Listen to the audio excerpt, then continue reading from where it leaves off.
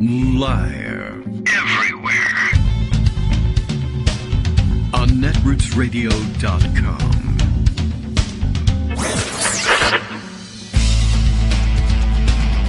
David Waldman. Kagro. In the morning. Now, here's David Waldman.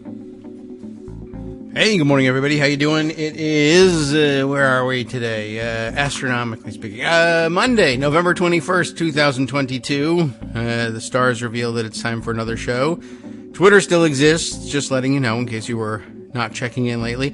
I have not been doing as much tweeting over the weekend and not as much monitoring of the news over the weekend. Busy weekend for me, and things characteristically out of order here in the morning, but well, let's see if we can't get things squared away. I think I need some new batteries for the remote control thing that turns on one of the lights. So it's a little dark in here, but it's feeling like winter as a result. It's a little chilly today, and so we're ushering in the season. As I mentioned, Twitter does exist, but as I understand it, the former guy was reinstated to his account over the weekend as essentially as a trolling move by Elon Musk. I think he actually attempted to conduct an online poll of the question, but of course knew exactly what kind of answer he was going to get, and so says by popular demand, because most people who would have voted no anyway, first of all, would have been ignored, but had they been around to vote no, they've left Twitter for the most part. It's getting very quiet over there, and some of that I think might be due to the rumors are that some of it is due to a slowdown in the site and a lack of engineers on hand to keep things running smoothly. I can't tell the difference between, well, honestly, I can't tell you the difference really between fast Twitter and slow Twitter, but it looks like it's slowing down in terms of volume. Because, for people like me who have timelines full of people who are making the switch to Mastodon, it's going to naturally get to look a little bit slower. And Mastodon appears to be picking up quite a bit too, and it's got kind of first 5 minutes of a reunion sort of a feel going on over there, finding all the people that you knew over here. I have to spend some time on it. I initially had a burst of energy in switching over to Mastodon and trying to find the people that I was following on Twitter on Mastodon. I didn't find all of them. And then people began to find me. And then I began to think about, all right, I need to spend some time following all of them back. And I've lost track of all of that already. And like I said, it was a busy weekend. So maybe, this week is going to be pretty busy too. But I don't know. Maybe there'll be long periods of sitting, I guess, waiting for a turkey to cook or something like that. And then maybe I can straighten this stuff out. In the meantime, right, so the former guy was allowed back on Twitter, but I don't think he has returned. This puts him in an interesting position because, of course, he is, literally invested. Well, actually, other people are invested, and he stands to make some money. He's literally not invested, but, he does stand to take some money out if Truth Social ever becomes worth anything. And Truth Social can only be worth something if it's really, the exclusive home of the former guy. So he's kind of stuck between a rock and a hard place on that one. There's nobody on Truth Social, but he has to try and make it happen. There's fewer people than there were on Twitter, but more of them, I guess, will be fans of his. But if he accepts the reinstatement of his account and actually spends time on Twitter, then Elon Musk gets that money, not the former guy. So, he's going to be torn, I guess. And we'll see whether he's able to work that out. I don't know if I really care. And who knows? Maybe he'll get COVID a 15th time and drop dead. What can I tell you? It's what I think about. Okay. What other fun things have we got to round up for you today? Oh, yes, right. Other stories over the weekend. I'm sure we'll get to all of these. Greg Dworkin has been rounding them up. Maybe rounding them up on Mastodon instead of Twitter, for all I know. So maybe the tenor of the news will be different. And lots of things broke over the weekend, Friday after our show. A lot of Supreme Court controversy. Beginning to look like the alternative theories, which really should have been the primary theories, that the leakers of the Dobbs decision, there we go, we got some, thank you. Production staff, hearing my plea, has replaced the batteries on my light controller. I have a overhead, what are these? Ceiling fans with a light in it. And I can't turn the ceiling fan on during the show, even when it's warm, because it makes a whirring hum that you'll hear on the microphone. I could do it. Wait till you hear Wednesday's show, if there is one. All the clunking and banging. We're going to broadcast live from an American kitchen, perhaps, if we do this thing at all, on Wednesday, which is where we broadcast from all the time, except this time there will be large-scale cooking things happening in the kitchen. Usually it's just small-scale cooking things. And by the way, can I take this time to mention, since we haven't started seriously doing the news yet, some of you longtime listeners may not even know that you miss it, but may be missing the pandemic era opening of the Coke can around 9 o'clock, 9:15, something like that. And part of that is due to the fact that we are largely back to the office here at home, which doubles as KITM headquarters, but also for those of you who are, let's say, physicians getting ready to call in, production staff has given up the Coca-Cola for the morning and spent the late part of pandemic and really back to office time weaning herself off of caffeine entirely in the morning, and went out and bought like a chemical container of caffeine so that she could control the intake and then have an alternate beverage and put succeedingly less amounts of caffeine in it, and thereby free herself from the caffeine ogre in the morning. And it's done, and it's been done for quite a while now. And that's why even on days where production staff is on hand, there's no ceremonial opening of the Coke can. So if you miss it, you can go back and listen to older episodes and get nostalgic that way. But in the meantime, now instead it's just the rumble of the ice machine as we go to ice water in the morning rather than Coca-Cola, who never did sponsor the show, so screw them. I never asked either, and there was no chance of it. All right, anyway, I don't know how we got to that one, but right, leaks over the weekend. The initial theory of the leaking of the Dobbs case, because it was probably conservatives who actually leaked the decision early.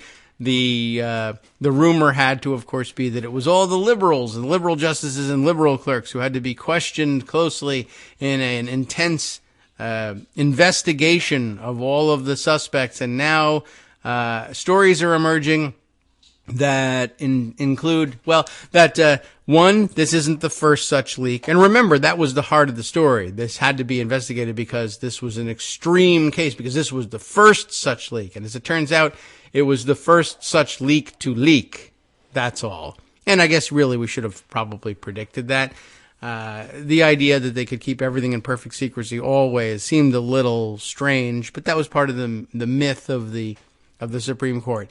But on the other hand, so we did learn that one, earlier abortion decisions had leaked, and there was another aspect to this story. It wasn't the most interesting part to me, but anyway, the other aspect of the story was that something we've read about on the show, that the network of fat cat donors who wine and dine conservative members of the Supreme Court in the hopes that they can coax them into doing things like striking down the right to an abortion and tipping them off early on it, were in fact tipped off early to earlier abortion decisions.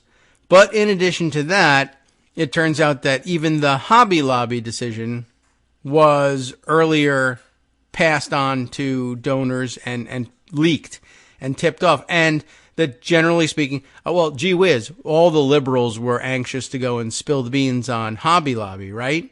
There's every reason in the world to believe that. Well, with Dobbs, there was reason to think each side might have had reason to leak the decision early, and that was possible and possibly true.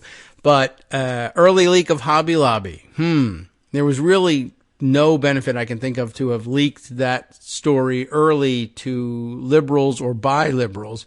And as it turns out, all the evidence points to conservatives doing the leaking and the early networking on that one. And wouldn't you know it, they're doing a hypocrisy on the Republican conservative side here. And just as always, every Republican accusation is, in fact, a confession. All right. Maybe we can even get into a reading of some of those things. And I'm a little worried that, now I'm thinking, well, Greg, I don't mean to rush you or anything, but I thought that I would hear from you by now. But I was worried that Skype wasn't working entirely properly. It took a little while longer than usual to kind of warm up, but I did do that usual test in the morning. So I think everything should be working, and you would think I would have a complaint text by now, but so far, no. So at least we know that we haven't gotten to the point where he's discovered that Skype isn't working, or he hasn't told me about it yet. Well, we can use the time. We have plenty of stories. Let's see. There are, here's one that I hadn't rounded up over the weekend. Business Insider, a story that Rebecca Roman shared with me on that Bird site that I still have an account at. And I'm going to see if I can't move the whole thing over to Mastodon. But there are so many. I will say my one complaint about having to do that is that there are several long-standing threads with lots of good information. And I know you can download your Twitter archive, but those long threads with all the information aren't going to be available on Mastodon, I don't think. Although I do see a lot of people talking about on Mastodon what's going on Twitter and just using the username and an @twitter.com as though it were another instance or server on the Mastodon network. And I don't know whether that serves to pick up that, and move that tweet over to Mastodon or not. But at any rate, we'll get used to it eventually and figure out what's going on. But yeah, over at Twitter, where I'm still there briefly for the time being, Rebecca Romans is there too and has sent along this Business Insider story, along with the comment, well, this will come as no surprise, essentially. Trump's White House, when he was in it, remember that? Blocked government websites aimed at, what sorts of things might he block? Government websites that were aimed at, they were aimed at helping Americans vote, don't want that. Fighting human trafficking, and you will recall that Trump loved to say at his rallies that he was fighting human trafficking, which means, obviously, that he was not fighting human trafficking. What else? Easing homelessness. He's never been in favor of that. And stopping fraud, federal records show. And God, if they were all about stopping fraud, the former guy would have been out of quote-unquote business a long time ago. Here's the story. No lovely lady in this at all, bringing up any lovely girls at all, as far as I can tell. But we went down that path. Donald Trump's White House blocked dozens of federal agencies from creating new government websites aimed at aiding homeless people, fighting human trafficking, and helping people vote, according to records obtained by Insider through a Freedom of Information Act request. The requests for new websites came from agencies small and large. Agencies small and large wanted to join in the fun, and he wouldn't let them. At a time when Trump had grown openly hostile toward his own administration, we shared that, often deriding the federal government's executive branch as an out-of-control deep state conspiring to undermine him, which is, of course, his admission that he never had any sort of control whatsoever over the executive branch because he was an idiot and wouldn't do his homework and didn't really care to govern anyway. And deep state was the cover story for that. The reason things are happening, even though I'm not doing them, is I don't know what I'm doing. And some people who kind of do, we continue to pay them. We continue to give them a mandate to do things. So they do them because they're honest and they're trying to work in exchange for their money. I am not. Therefore, and that's embarrassing. So instead we'll call it the deep state and we'll say that it's out of control. So who was complaining? The Defense Department, Department of Labor, Centers for Disease Control and Prevention, CDC, you know them. They had a bit of work to do at the time. Central Intelligence Agency and the Environmental Protection Agency are among the more than 24 agencies. There's plenty, I guess we could guess, and probably hit one of them. More than 24 agencies that Trump's Office of Management and Budget rebuffed in their requests to put up new websites. Proposed websites that Trump's Office of Management and Budget rejected include humantrafficking.gov from the Department of State, which, could have been maybe called fighthumantrafficking.gov or nohumantrafficking.gov. But, all right. You want to, the lesson is to keep your URLs short, but human trafficking, if it has to be in there, is going to be, you're already past. So, I guess once you're past a certain length, it's all out the window. You could throw a no in there or a stop. That's 4 letters. Anyway, what else? Reportfraud.gov. You can't have that because then people would report Trump. Telehealth.gov. Why not? Findshelters.gov, which I guess is aimed at helping the homeless, which, I don't know. Some of these are very intuitive URLs. Others, maybe not so much. And fiscaldata.gov from the Department of Treasury. According to federal records, these were all the ones that got rebuffed here. Such custom.gov website domains enhance government agencies' ability to effectively provide and market services to an American public that's all but universally connected to the internet. I mean, even how to find homeless shelters on the internet, because yes, there is homeless access to the internet from time to time, because, well, the homeless population is extraordinarily diverse, and sometimes they, yes, have phones or even access to computers, perhaps even at the library. So we got to shut that down because we can't have both access to the internet and maybe a drag show there. So we got to get rid of that, obviously.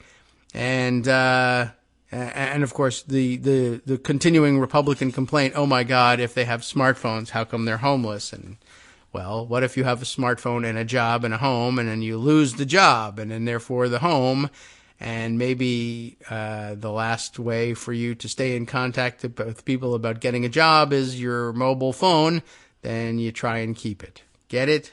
Republicans never do. Anyway, without them, these websites, agencies can still create new sections in their primary websites, but with long and unmemorable subdomain names replete with slashes and hyphens, not exactly prime fodder for a billboard or public service announcement. The documents obtained by Insider listed no reasons for why the Office of Management and Budget rejected or accepted an agency's .gov website domain request.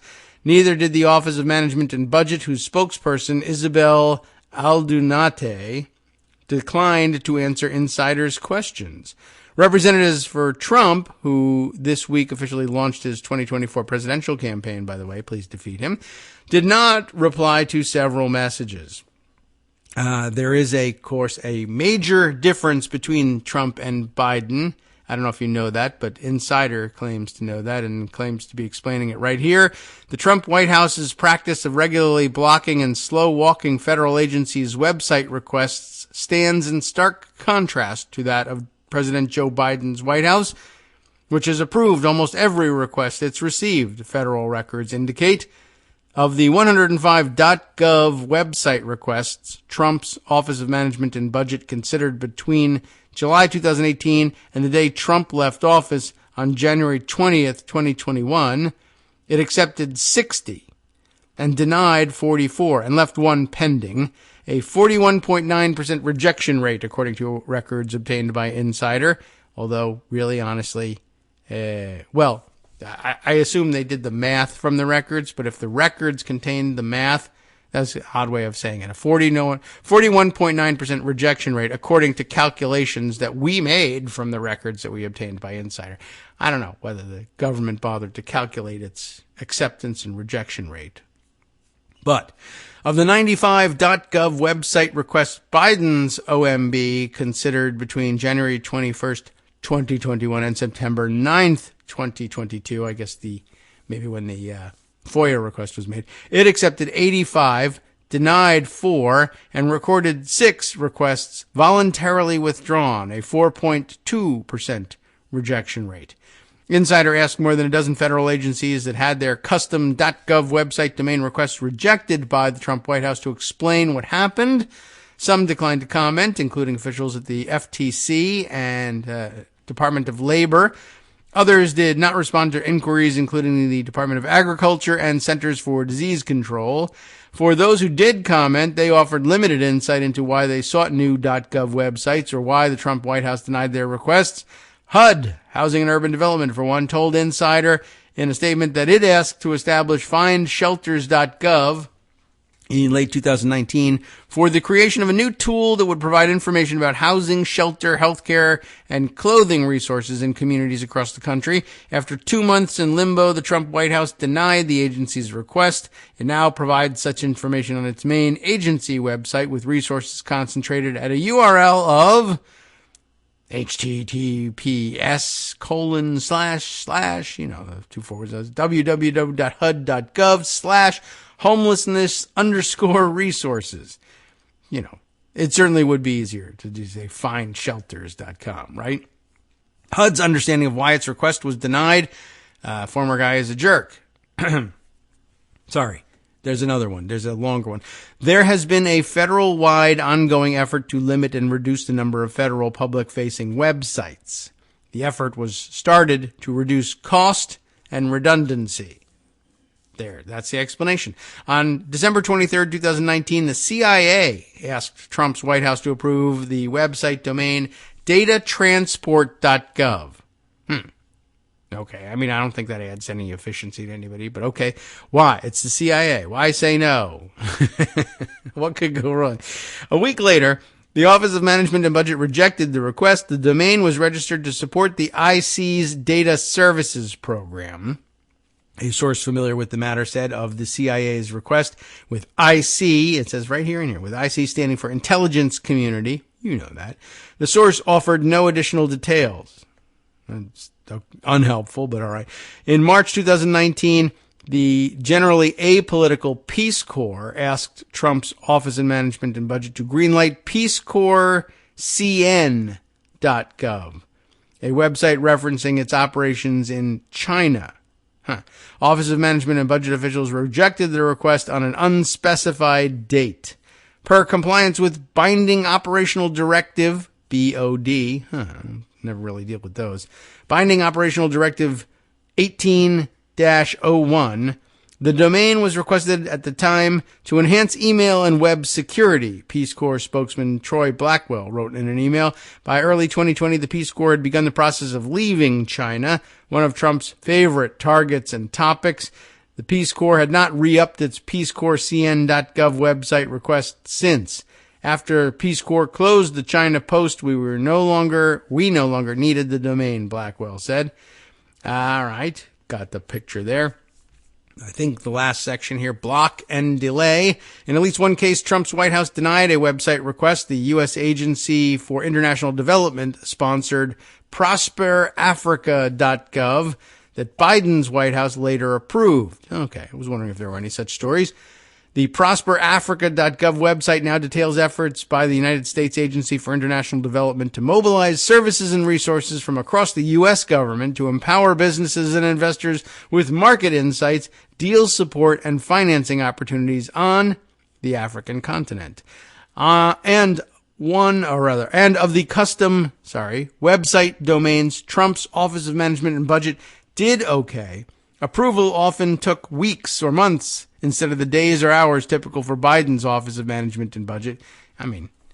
Really? You want this domain? Okay. I don't know why they waited months and months to do it, but I guess they thought they might go away, or no one was looking at the requests, more likely.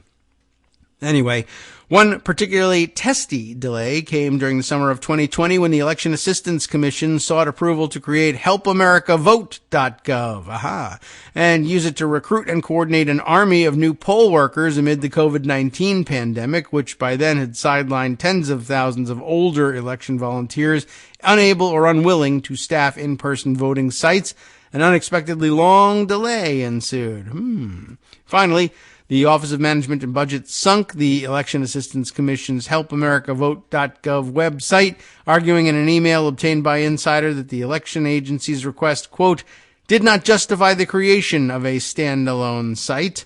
The decision arrived as Trump's assertions that U.S. elections were rigged and fraudulent had grown louder and ever more detached from reality. How interesting. Just another small effort at suppressing the vote here.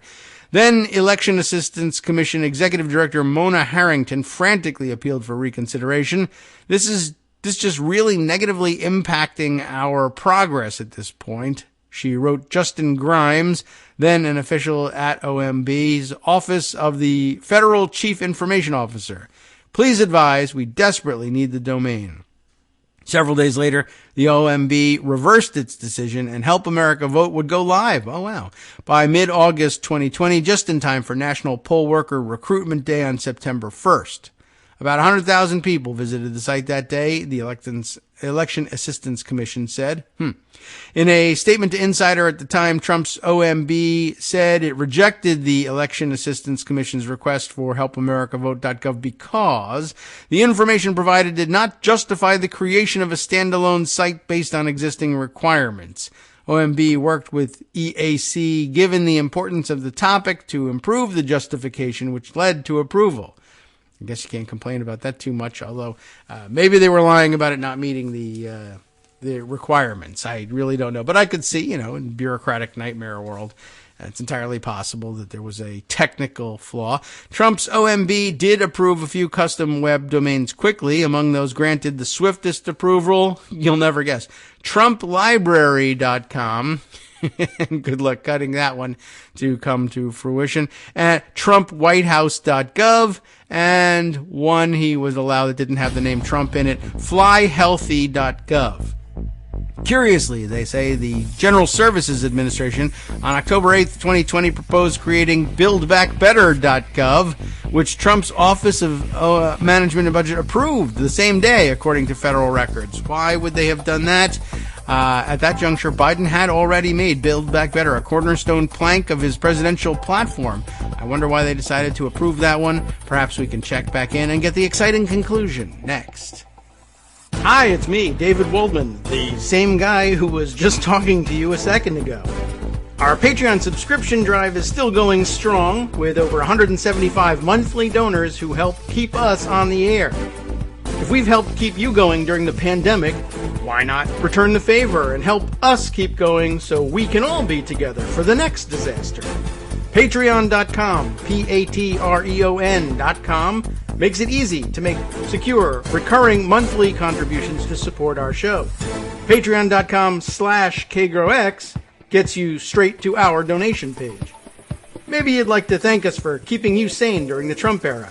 Maybe you're looking forward to in-depth explanations of what's going on in the Biden administration. Whatever it is that keeps you listening, we need your help to keep bringing it to you. And hey, if you happen to prefer using PayPal or even the Square Cash app, we're up and running with those options too. Thanks again, everyone, for all your support. We literally could not do this without you.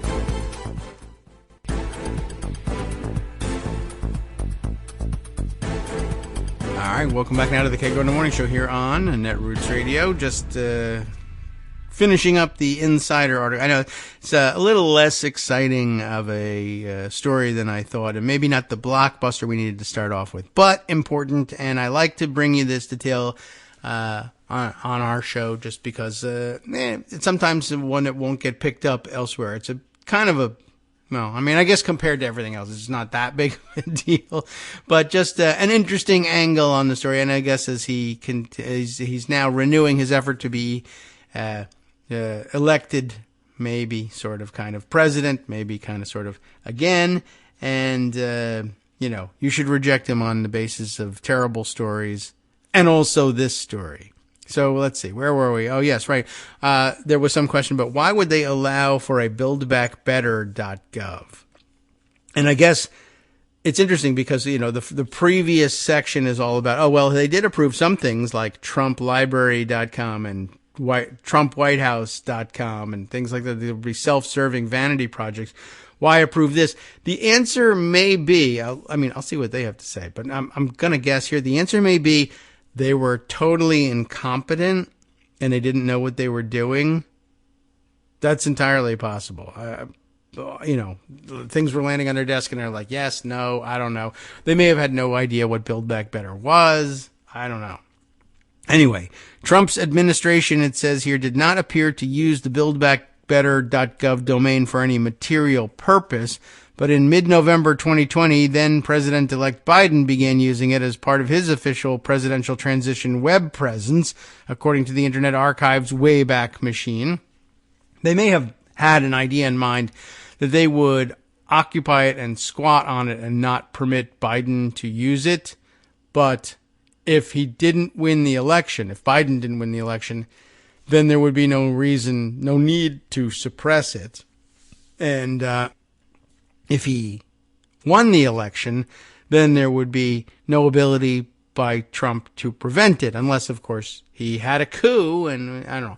This to say that this was part of the planning seems, kind of ludicrous. Anyway, very odd. It makes for an odd twist in the story. There is this one more section, I guess, or another section, an opaque approval process. Trump in 2018 tapped the White House's Office of Management. Every other word in this thing is Office of Management and Budget. OMB. We can just say that at this point. Trump in 2018 tapped the OMB to serve as the national gatekeeper for new federal government websites.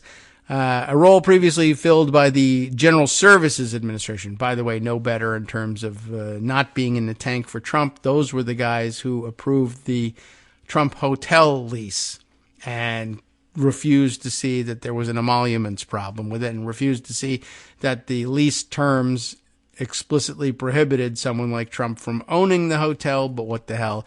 Let's just declare him not a government employee. President of the United States. Government employee? Nope, guess not.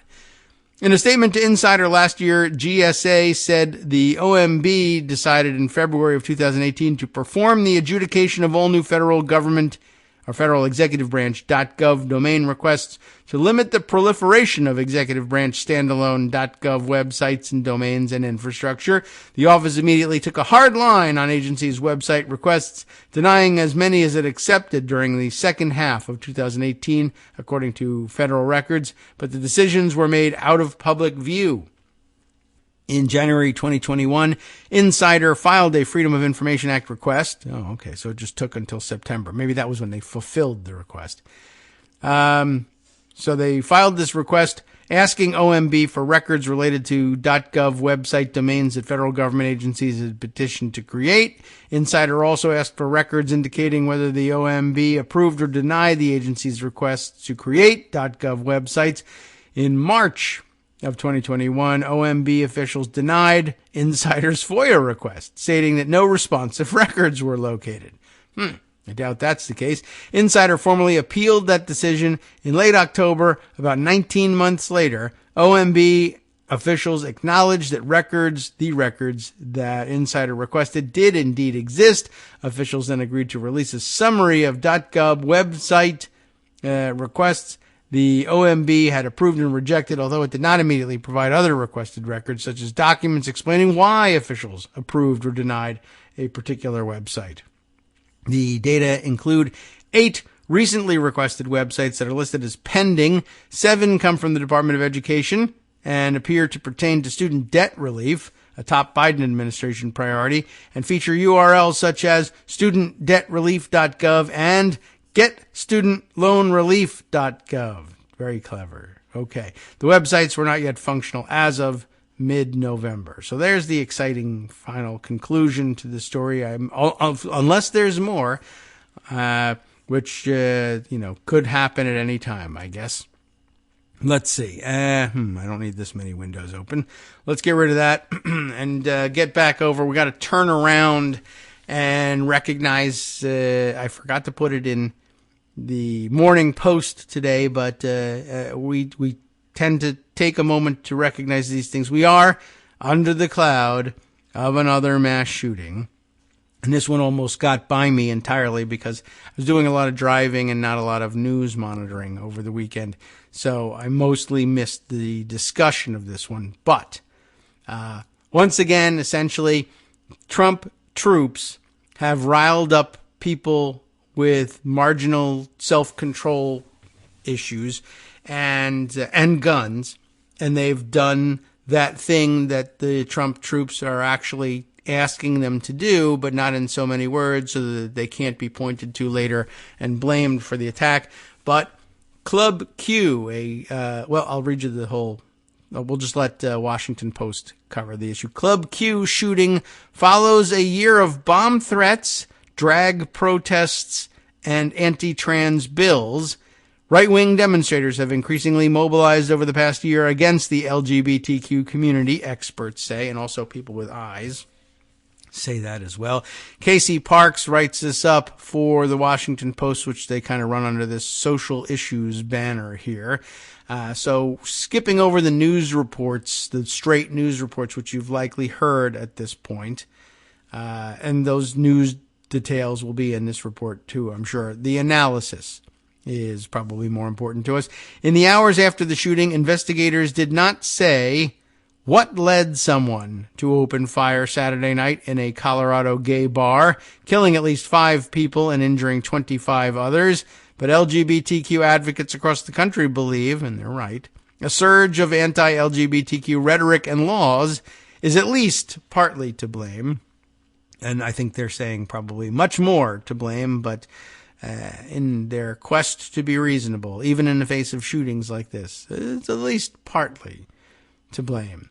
Okay. When politicians and pundits keep perpetuating tropes, insults, and misinformation about the trans and LGBTQ plus community, this is the result, or a result.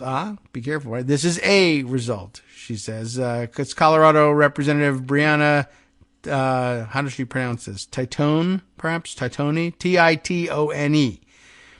Many ways you could pronounce that. Some less appropriate than others, I guess. This comment tweeted out on Sunday.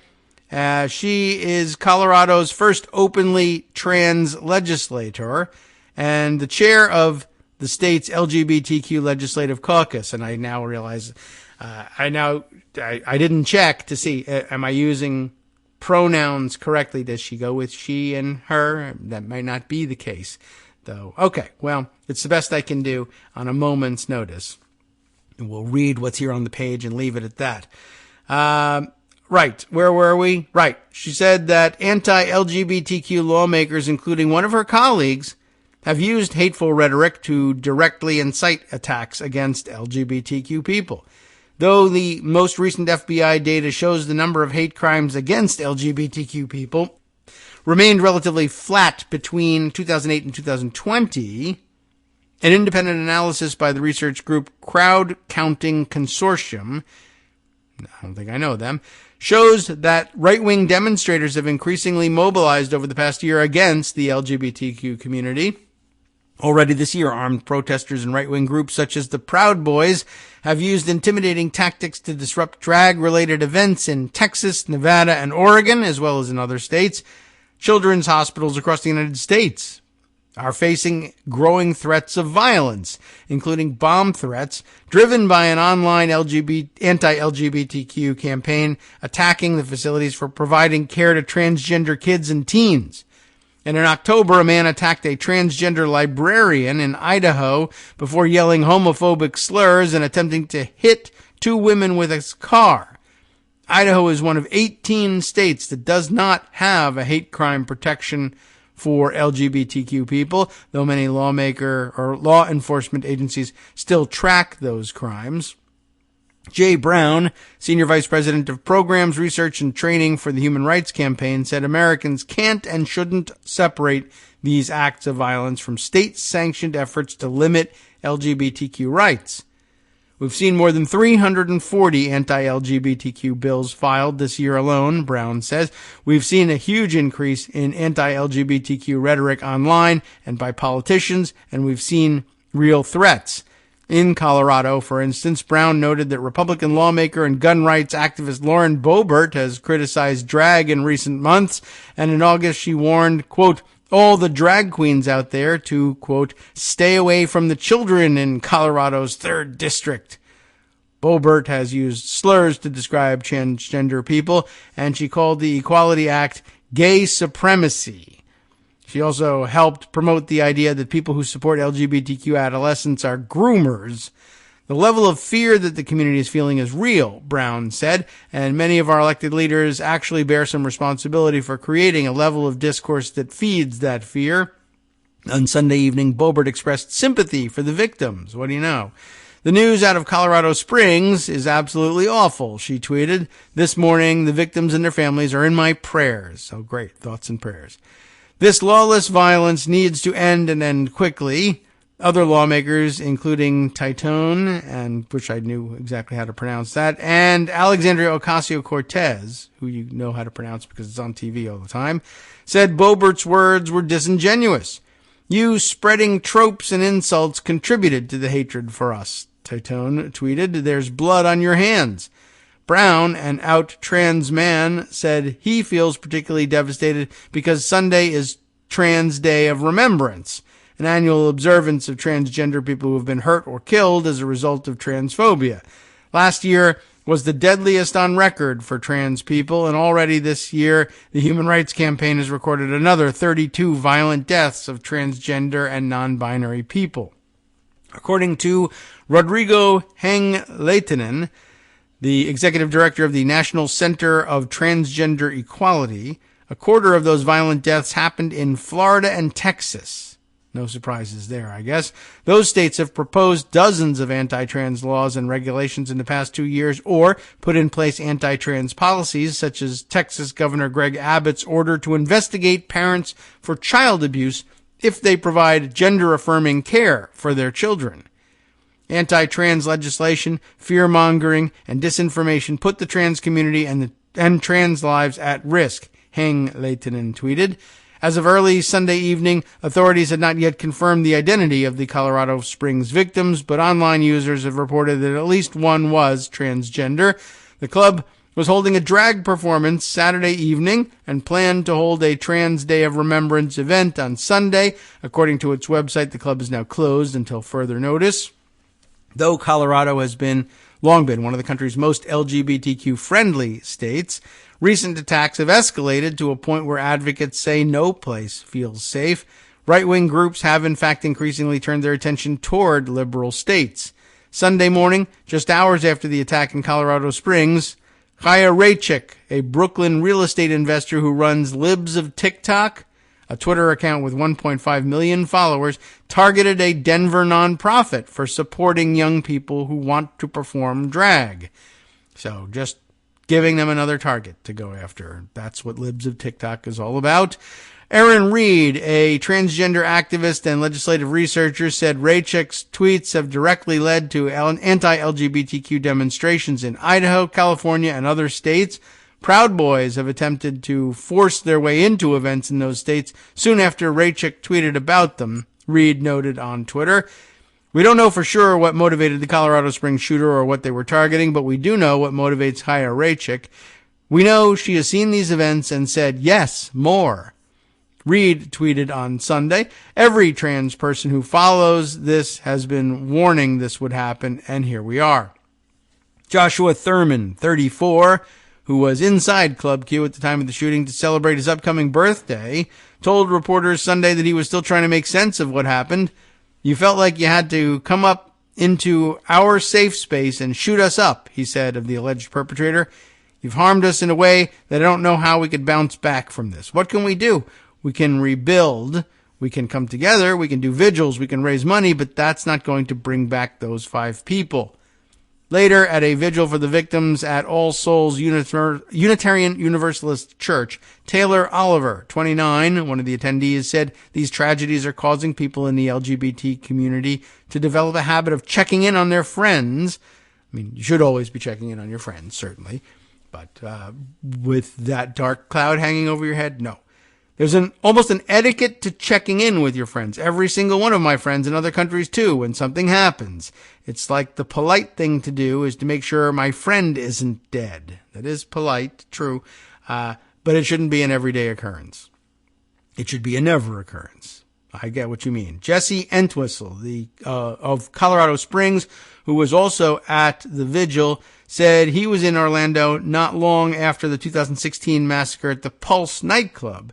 So this feels very familiar in a really sad way. It feels like When is it going to happen to me? As opposed to thinking this kind of thing will never touch me. All right. Well, yes, all important, like I said, background and analysis, aside from the straight news reporting, although very interesting aspect of it and observed in interesting ways was that the people in the nightclub were able to overcome the shooter and stop the killing unarmed, by the way. And so definitely had people pointing out, I think they said 2, I haven't read the news reports to make sure that that was correct, but 2 unarmed people at the club did what hundreds of armed officers refused and couldn't seem to find the will to do in Uvalde. So just sort of throwing that one out there. I wonder whether, well, anyway, there's a whole analysis of the psychology of the fighting back thing, doing it armed versus unarmed. You could probably spend years on that. And we don't really need to do that at this point. But it's an interesting thought. Now back to some of those other stories that I mentioned up at the top of the show. I'd like to bounce back and try and have a look at some of those and fill in the gaps here. Let's see. Maybe should I go back in time all the way to the beginning of this one? Oh, you know what else we haven't even mentioned? The fact that Merrick Garland, as Attorney General, has named a special counsel to take over the investigations of the former guy. A lot of mixed feelings about that here and out there. I think I kind of blanked it out. And interesting online arguments and fights going on between the people who, cynics who are conditioned, and I think maybe rightly, to take every development as an indication that nothing is ever going to really happen to Trump, and he's just never really going to be held accountable. On the other hand, there are folks like Marcy Wheeler who say, well, look, I think she acknowledges, look, that could be such an outcome, but it's not necessarily borne out by the facts, and there's really no reason to believe yet, could become different, no reason to believe yet that naming a special counsel does anything to really set the investigations back, and might even do something to help push them forward. You're going to have to wait and see. But, that's the whole problem is everybody, certainly if you're in the nothing's ever going to happen camp, and you're pretty safe being in there. You're not going to be proven wrong anytime soon. But, maybe if we're lucky one day, and I think they all want to be proven wrong. But, you might have to wait and see, and that's the problem. There's too much waiting, and that makes people discouraged. And I can absolutely respect that view as well.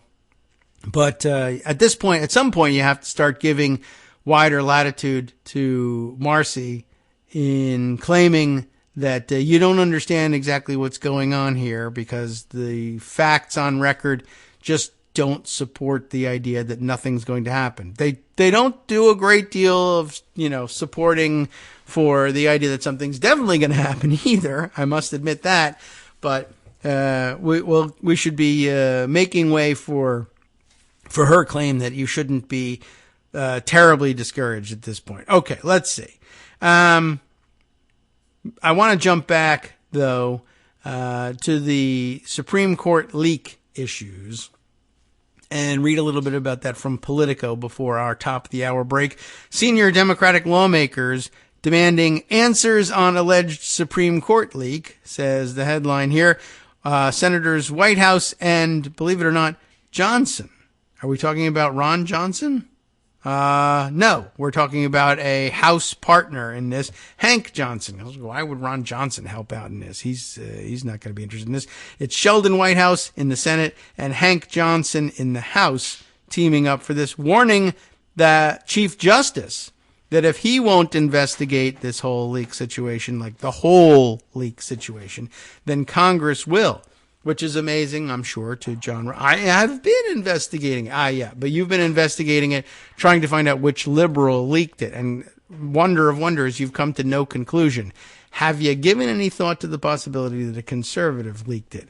say, in light of the fact that we now know that conservatives have been leaking all along? Could that change the direction of your investigation?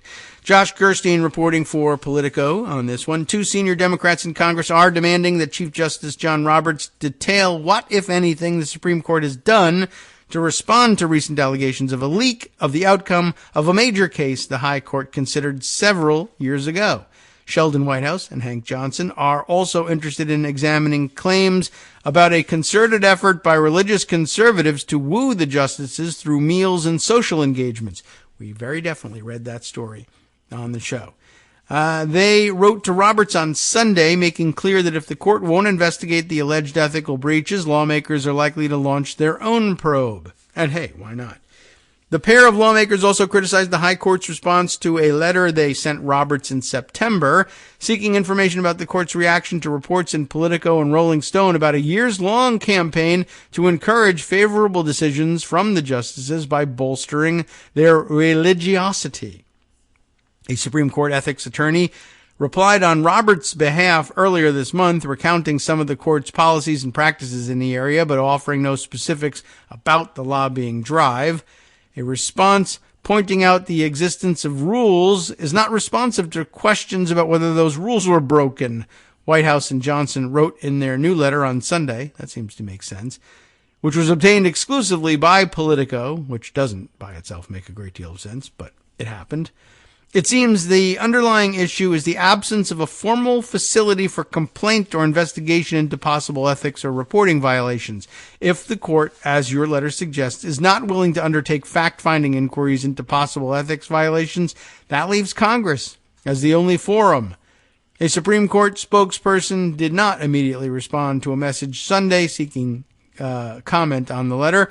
The lawmakers said their latest missive to Roberts was triggered in part by a report Saturday in the New York Times about a former anti-abortion activist's claim that he got advance word about the outcome in 2014 of a case of acute interest to social conservatives. The case was, of course, Burwell versus Hobby Lobby, and led to a ruling written by Justice Samuel Alito that the religious owners of a closely held business did not have to comply with all of the Affordable Care Act's requirements for contraception coverage. Reverend, and maybe he's not all that revered, but that's the title they give him anyway, Reverend Rob Schenck, a former evangelical minister who has since switched denominations, interesting, said he was alerted to the outcome of the case and Alito's authorship of the opinion several weeks before the opinion was released by the court. Schenck said his information came from a dinner a wealthy couple had with Alito and his wife, Martha Ann Alito, at the Alito's Virginia home after making significant donations to the Supreme Court Historical Society. I wonder how that is. How are they even using that as a slush fund? I guess it's possible that Alito just has a strong personal interest in the Supreme Court Historical Society, but you start to wonder now, how is money leaking out of there and into the Alito's pockets somehow? Now we have to check. Alito adamantly denied that he or his wife were responsible for any leak, so I guess they are. One member of the couple who dined with the Alitos that night. Like if you're saying one member of the couple, you mean the Alitos? Okay, one of them's the Justice Alito, and the other, okay, whatever. But no, one member of the couple who dined with the Alitos that night, Gail Wright, has also denied that she conveyed the outcome of the case to Schenck, that leaves her husband, who was an Ohio real estate developer by the name of Don Wright, and he died in 2020. And he fell out a window in Kiev. I don't know, maybe. Anyway, Politico investigated the alleged leak for several months and was unable to locate anyone claiming direct knowledge of a premature disclosure of the outcome of the Hobby Lobby case from Alito or his wife. However, there is circumstantial evidence, and that is evidence. Don't think it's not. There is circumstantial evidence that Schenck had or believed he had advanced word about the outcome of the case and who was writing it. Schenck wrote to Roberts in July, conveying word of the alleged leak 8 years ago. How do you like that? Why did he do that? And I guess that's what triggered this round of stories. And everything has shifted now due to pop-up ads. But again, Schenck wrote to Roberts in July, conveying word that the alleged leak 8 years ago, or word of the alleged leak. He said the court might wish to evaluate that episode as it considers how to deal with the far more publicized disclosure in May by Politico of a draft Alito opinion overturning Roe v. Wade. The court has not commented on Schenck's letter or whether any investigation was conducted into the 2014 leak, but the new letter from White House and Johnson asks Roberts to explain whether the court has reevaluated any of its practices, procedures, or rules related to judicial ethics or the justice's receipt and reporting of gifts and travel as a result of the recent news reports and Schenck's letter. That's one avenue of inquiry and probably the proper one for congressional investigators. Are you changing your rules or the penalties or anything? My big question is, are you changing your mind about trying to pitch this as a liberal leak? Because now there's circumstantial evidence, speaking of circumstantial evidence, that it was coming from conservatives all along. Anyway, White House and Johnson also expressed concern that some donors to the Supreme Court Historical Society, a nonprofit educational organization with close ties to the court, have tried to use the society's events to cozy up to the justices. And more than that, they're using it doesn't even say if they're going to the event, so they probably are, because that's a time to mix with the justices outside of having dinner with them at their house. But obviously, for some of them, this is an avenue for currying favor. We just haven't figured out exactly why and how yet. And I mean, I guess it could be, like, it would be almost adorable and sweet if it really was. I just love the Supreme Court so much that the Historical Society is my pet project. Of course, what that becomes is the not so good. And you can bribe me by sending money there. It makes me so happy personally, for some weird reason, to see the Historical Society prosper, that if you give them money, I'll basically consider that to have been a bribe, and I'll act on it as though it was, which is kind of a weird thing. And frankly, a lot less believable than the idea that they were somehow stealing money out the back door from that. But I don't know. A society official did not respond to a request for comment on Sunday evening. No surprise there. White House, a strident critic of what he contends is politicization of the Supreme Court, is positioned to pursue those concerns in his capacity as chair of the Senate Judiciary Committee's subcommittee on federal courts oversight, etc. Welcome back now to the Kagro in the Morning Show here on Netroots Radio. I had to try and rush through the name of Sheldon Whitehouse's subcommittee because, well, one, honestly, who cares? But two, it's very long. Subcommittees have very long names. The Senate Judiciary's Subcommittee on Federal Courts Oversight, Agency Action, and Federal Rights, all inefficiently summarized as etc. from me on the way out the door.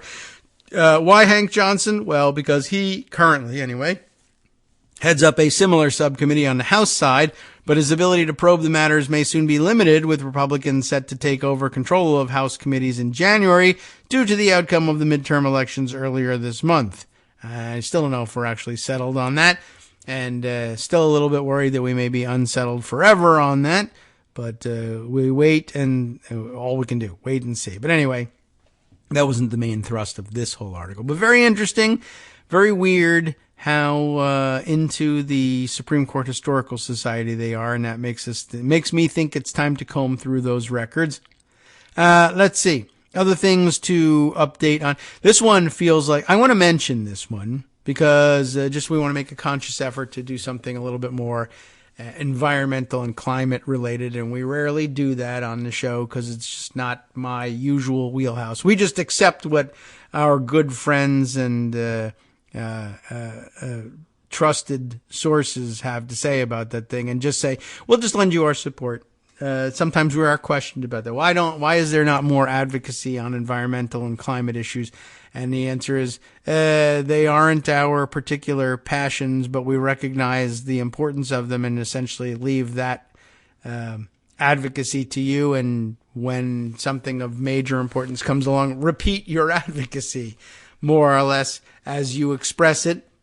and not an agreement. And I don't know, maybe there's not much more we should be doing, just adding our voice to it. So, okay, we'll share this story.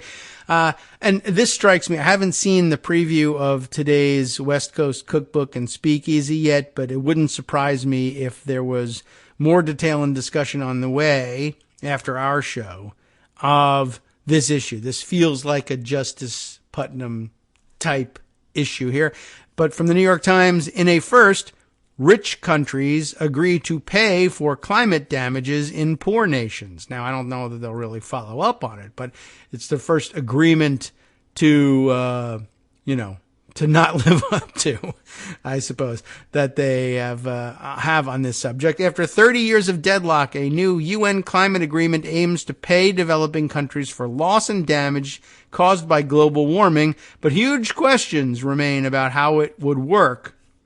And, of course, another question might be whether or not it would function in the United States under a Trump-led or Trump-ish future Republican administration. Let's see. A wide-ranging group of authors, writers on the byline here. Brad Plummer, Lisa Friedman, Max Barak, and Jenny Gross. Apologies to anybody whose names I ruined. Negotiators from nearly 200 countries concluded 2 weeks of talks early Sunday in which their main achievement was agreeing to establish a fund that would help poor, vulnerable countries cope with climate disasters made worse by the pollution spewed by wealthy nations that is dangerously heating the planet. The decision regarding payments for climate damage marked a breakthrough on one of the most contentious issues at the United Nations climate negotiations. For more than 3 decades, developing nations have pressed for loss and damage money, asking rich industrialized countries to provide compensation for the cost of destructive storms, heat waves, and droughts fueled by global warming. But the United States and other wealthy countries had long blocked the idea for fear that they could be held legally liable for the greenhouse gas emissions that are driving climate change. The agreement, hammered out in this Red Sea resort town, where were we? Sharm el-Sheikh, or el-Sheikh, I guess, in Egypt, is where I guess the conference was going on. I've been seeing lots of discussion of the conference and no discussion of where it's going on because I'm not looking. But anyway, where were we? Right. The agreement hammered out in this Red Sea resort town says nations cannot be held legally liable for payments. That's interesting. The deal calls for a committee with representatives from 24 countries to work over the next year to figure out exactly what form the fund should take, which countries should contribute, and where the money should go.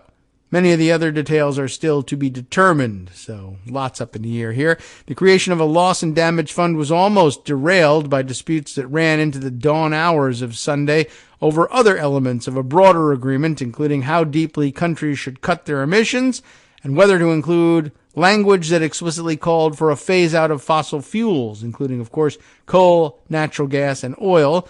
By 5 a.m. in Egypt, negotiators were still debating those other measures.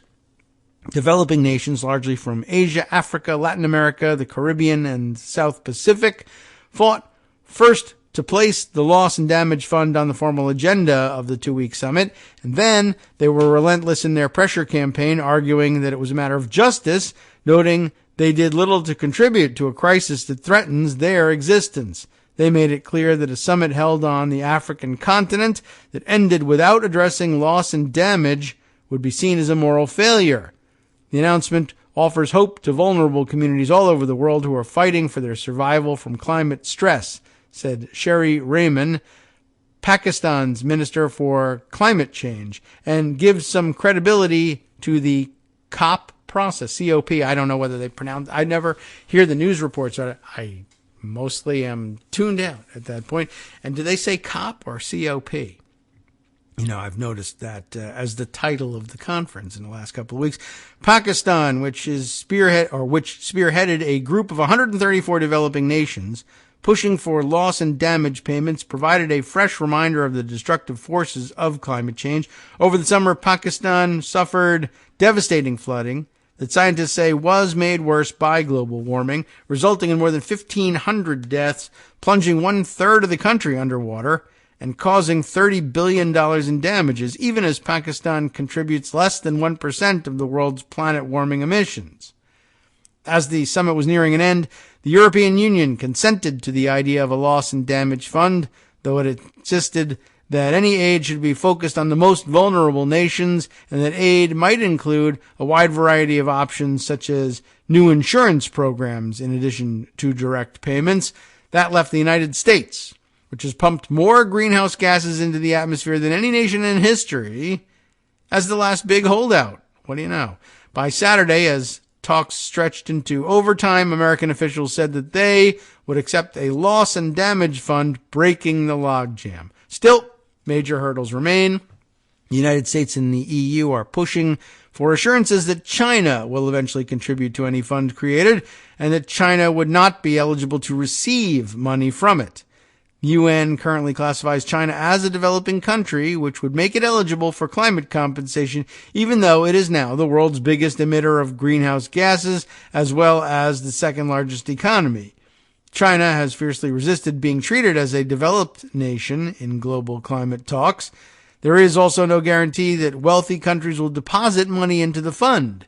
A decade ago, the U.S., the European Union, and other wealthy emitters pledged to mobilize $100 billion per year in climate finance by 2020 to help poorer countries shift to clean energy and adapt to future climate risks through measures like building seawalls. And guess what? They're still falling short by tens of billions of dollars annually.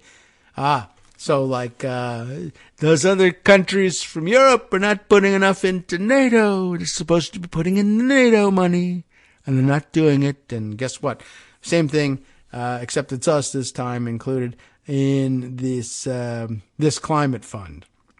Anyway, while American diplomats agreed to a fund, money must be appropriated by Congress. Oh boy, good luck. Last year, the Biden administration sought $2.5 billion in climate finance, but secured just $1 billion. And that was when Democrats controlled both chambers. With Republicans, who largely oppose climate aid, set to take over the House, the prospects of Congress approving an entirely new pot of money for loss and damage appear dim. Sending U.S. taxpayer dollars to a UN-sponsored green slush fund is completely misguided, said Senator John Barrasso, Republican of Wyoming. The Biden administration should focus on lowering spending at home, not shipping money to the UN for new climate deals. I stopped reading his thing already. For their part, a variety of European nations have voluntarily pledged more than $300 million to address loss and damage so far, with most of that money going toward a new insurance program to help countries recover from disasters like flooding. Poorer countries have praised those early efforts, while noting that they may ultimately face hundreds of billions of dollars per year in unavoidable, irreversible climate damages. Thanks for the couple million as a good start, though. We have the fund, but we need money to make it worthwhile. We have the fund, like a pot of money to hold the funds, the cash, but you haven't put any cash in. But we do have a pot to put it in. Anyway, we have the fund, but we need money to make it worthwhile, said Mohammed Ado, executive director of Power Shift Africa, a group that aims to mobilize climate action across the continent. What we have is an empty bucket. Now we need to fill it so that support can flow to the most impacted people who are suffering right now at the hands of the climate crisis. There's much more here, too. And I don't know, maybe we need to, I suppose after prefacing this thing by saying we don't give enough attention to climate issues, we can't bail out now, right? There was a brewing debate over what to call the new fund. Come on. Developing nations consider it compensation, I see, okay. And climate activists often refer to it as reparations, but diplomats, particularly the Americans, called the money loss and damage resources. That's pretty anodyne. In addition to a loss and damage fund, developing nations use the climate talks to push for reforms at two of the world's biggest lending institutions, the World Bank and the International Monetary Fund. The agreement reached in Sharm el-Sheikh broaches the possibility of both institutions paying into the loss and damage fund. Heavy debt is one of the main obstacles developing countries face in being able to respond adequately to climate-driven crises, both immediate and long-term. And I imagine IMF and World Bank might prefer to consider debt relief, perhaps, versus cash infusion into their fund. Although, who knows? Maybe for various financial reasons, just sending the cash but keeping the debt in place might be preferable to them. Now, it might be better to send cash and debt relief as well, but the likelihood of them going for both, I don't know. I doubt it. Anyway, the 2-week summit, which was scheduled to end Friday, stretched into Saturday as negotiators from nearly 200 nations clashed over several thorny issues. It's good they stayed over, though. The talks come at a time of multiple crises. Russia's invasion of Ukraine has roiled global food supply and energy markets, stoked inflation, and spurred some countries to burn more coal and other alternatives to Russian gas, threatening to undermine climate goals. At the same time, rising global temperatures have intensified deadly floods in places like Pakistan and Nigeria, as well as fueled record-breaking heat across Europe and Asia. In the Horn of Africa, a third year of severe drought has brought millions to the brink of famine. One area of concern at the talks was whether nations would strive to keep global temperatures from rising more than 1.5 degrees Celsius, it's 2.7 Fahrenheit, by the way, above pre-industrial levels, a goal the nations emphasized at climate talks last year in Glasgow. Beyond that threshold, scientists say the risk of climate catastrophes increases significantly. The planet has already warmed by an average of 1.1 degrees Celsius, and scientists have said that countries need to cut their carbon emissions more quickly and more significantly to keep warming to 1.5 degrees Celsius. The world is currently on a trajectory to warm by 2.1 to 2.9 degrees Celsius by the end of this century. Every fraction of a degree of additional warming could mean tens of millions more people worldwide exposed to life-threatening heat waves, water shortages, and coastal flooding. Scientists have found a 1.5 degree world might still have coral reefs and summer Arctic sea ice, while a 2-degree world most likely would not. 1.5 is just not a number that somebody invented. Espen Barth Eide, I'm guessing at that pronunciation, Eide? E-I-D-E.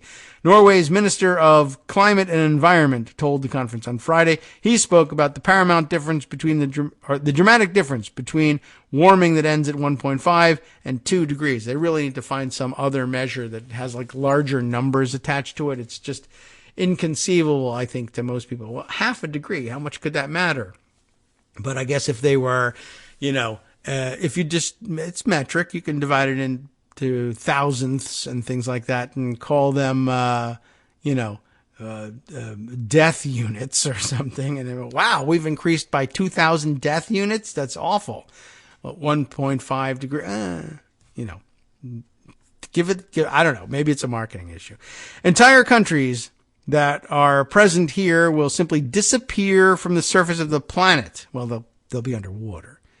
I mean, the ocean floor is on the planet. It hasn't disappeared. It's disappeared from sight. It's covered by water, but all right, you get the picture. Most of all the ice in the world will melt, he said. Cities we love and live in will be gone. It's such a drama in front of us that we simply have to make sure that we stick to what we were told to do in Glasgow. A drama in front of us. Okay, well, English is a second language. What can you do? One of the biggest obstacles to a deal at this year's talks, negotiators said, was the chaotic management style of the Egyptian hosts, really, whose job it is to understand the concerns of each country and then broker a deal. Diplomats complained that the Egyptian presidency held middle-of-the-night meetings and allowed delegates to see only snippets of potential text. Technical issues with sound delayed negotiating sessions. That'll happen. Lack of easy access to food and water also slowed down progress. Well, that'll slow down progress. Imagine what if it was happening all the time to everyone. Anyway, negotiators had to hunt for sandwiches and coffee in the sprawling venue. But there was sandwiches and coffee. All right. I've never experienced anything like this in 25 years, said one longtime delegate who asked not to be identified because talks were still ongoing. The delegate called the process untransparent, chaotic, unpredictable. While the conference was scheduled to end Friday, negotiators did not reach a final agreement until dawn on Sunday morning, as they previously mentioned. Okay. A little bit of privilege weirdness at the end there about, oh gosh, I had to walk farther to get a sandwich. Like, you were just talking about the Horn of Africa, yes? All right. Well, anyway, okay, I think that gives it proper due, and even if I wanted to give it more due, there's no more text, so I'm done with this one. All right, on to other subjects. Back to, say, more familiar turf, at least briefly here. I just wanted to share this one, which reached my attention through, I don't know, one of you who probably used the bird site to put this in front of me. Maybe if I scroll a little bit, I'll be able to see it immediately. And the answer is no, but thank you to whoever might have brought it to my attention. I'm sorry I don't have the credit right in front of me. But an NBC News affiliate from Arizona, 12 News, I don't know if that's where Carrie Lake worked. I can't remember anymore. Anyway, recently elected Arizona House Republican says, and someone who was actually elected as a Republican in Arizona recently, says she will not do her job, okay, unless the 2022 election is redone. But obviously, I think as you're reading this, you might be puzzled, but obviously she means not hers, the other one. My election was totally fine, but my candidate for governor didn't win, and I think we should redo that election. And if you don't, interestingly, I refuse to do my job. Is that really the message you want out there? I guess for Republicans that works. Liz Harris, don't know her, but she was recently elected to represent the 13th district in East Valley, Arizona, says that she will not vote in Congress. Is she elected to Congress? I thought this might be a state representative. Okay. Not vote in Congress unless the election is redone. Now, if you were, see, this is the problem. Like, what the hell's wrong with you people? Well, here's news for you. Liz Harris will not vote in Congress because she's not a member of Congress. I mean, 13th district, they don't have that many districts in Arizona. What are we talking about here? Yes, a Chandler Republican recently elected to the Arizona House of Representatives says that she will not cast her vote on any bill unless the 2022 election is redone. So we're already talking about a cuckoo bird here. But worse, the local NBC News outlet doesn't know the difference between the state House of Representatives and Congress. Although, I mean, they're using a lowercase c. Is that supposed to be their version of, well, that's the state Congress? And I don't think any state refers to their state legislature as the state Congress, but God, you got to get that right. Come on. Liz Harris, recently elected to represent Legislative District 13, which encompasses much of Chandler, issued the statement on Instagram and her campaign website, saying in part, it has become obvious that we need to hold a new election immediately. It's not obvious, but it's obvious to dummies and weirdos that they didn't win an election, so you got to do it over again. I guess for them, that's obvious. Despite winning her own election, which was totally not fraudulent, Harris alleges that there were clear signs of foul play which necessitated her demands. There has been no evidence of this, and there won't be because there isn't any, because it didn't happen. And I'm always fascinated by these people who are, I'm pretty sure I was definitely elected okay, but everybody else was screwed up. Machine malfunctions were cited as one such sign. On Election Day, 60 of the 223 polling places in Maricopa County saw issues, that's all we know, saw issues with their ballot printers, leading to some ballots not being counted immediately. No, even that is screwed up. Like, think about what they're saying here. Well, first of all, if we take the first part as 100% true, we still don't know what that means. 60 of 223 polling places saw issues with their ballot printers. So, like, in 60, in 60 of 223 polling places, what if you found out that in 60 polling places, there was a paper jam? Holy mackerel, what would you do? Well, you'd have to rerun the election, of course. Now, it could cause problems. If there's a paper jam, you got to fix it. If you're fixing it, you're not printing ballots. If you're not printing ballots, people are waiting. There could be long lines. Maybe yes, maybe no, maybe it was fine. Maybe they had 80 printers per polling place and one of them would jam and then they'd fix it. I don't know. But what I do know is issues with ballot printers is probably not going to lead directly or otherwise to what they say here, which is leading to some ballots not being counted immediately. Why are the printers being used to count ballots? They're not. They shouldn't be.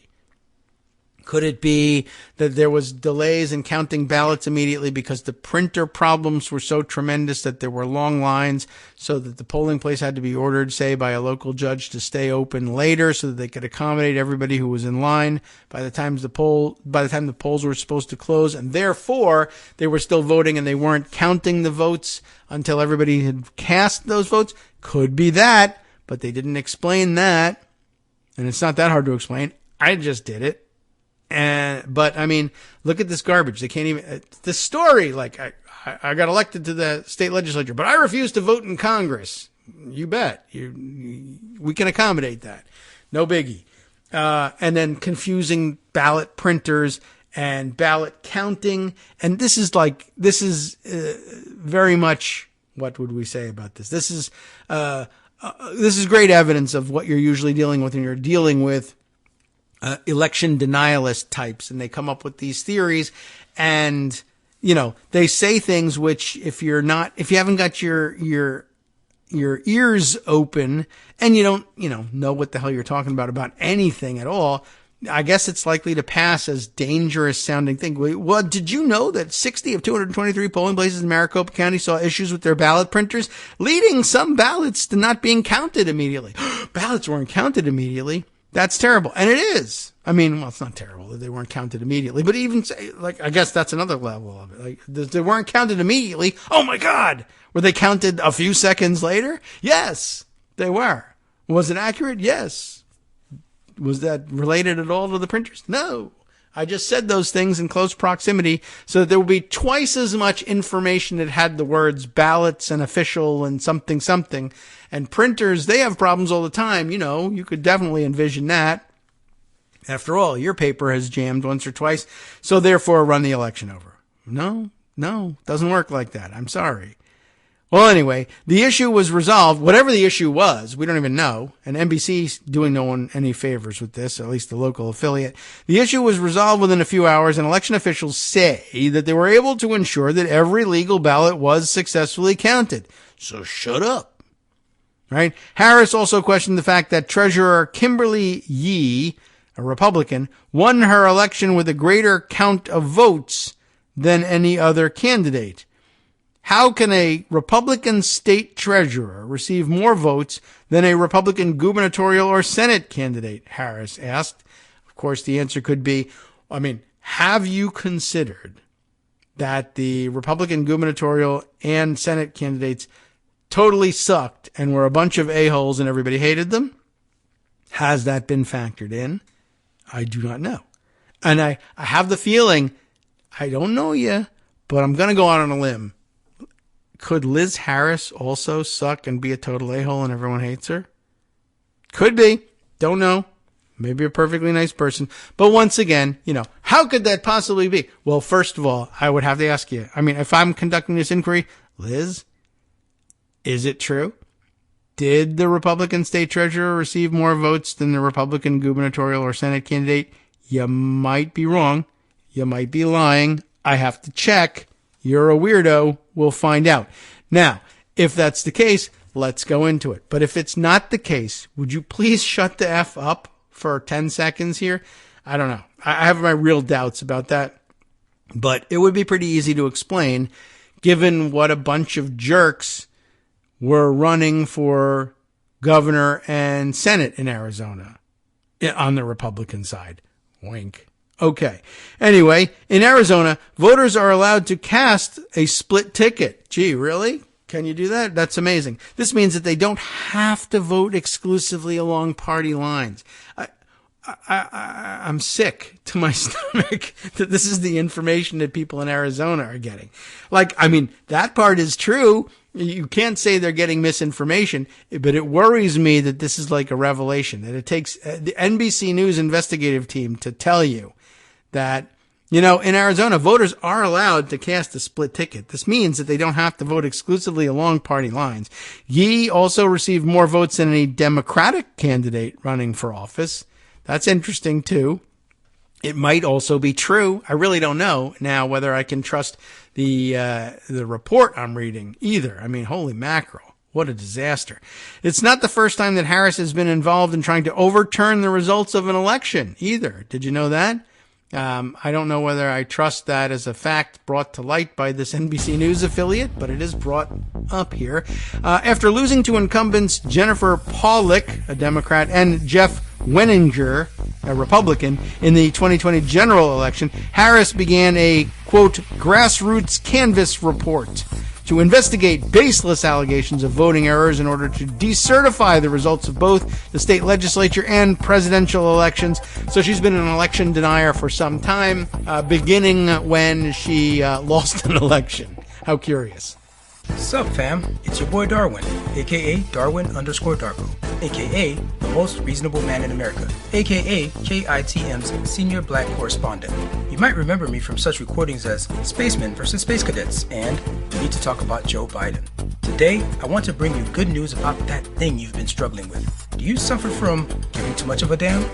Do you turn on the series of tubes and find yourself outraged at the particular way some news organization strung some sentences together only to realize, nope, this is not some fictional hellscape? Well, guess what? You no longer have to accept the life of giving too much of a damn.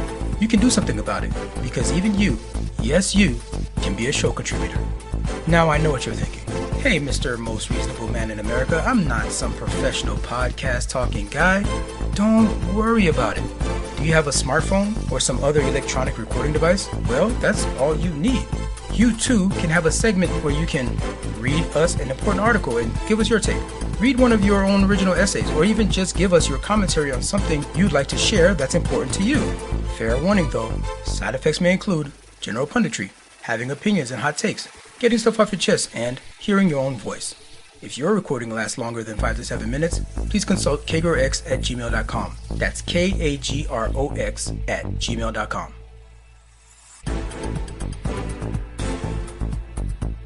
All right, welcome back now to the Kagro in the Morning Show here on Net Roots Radio.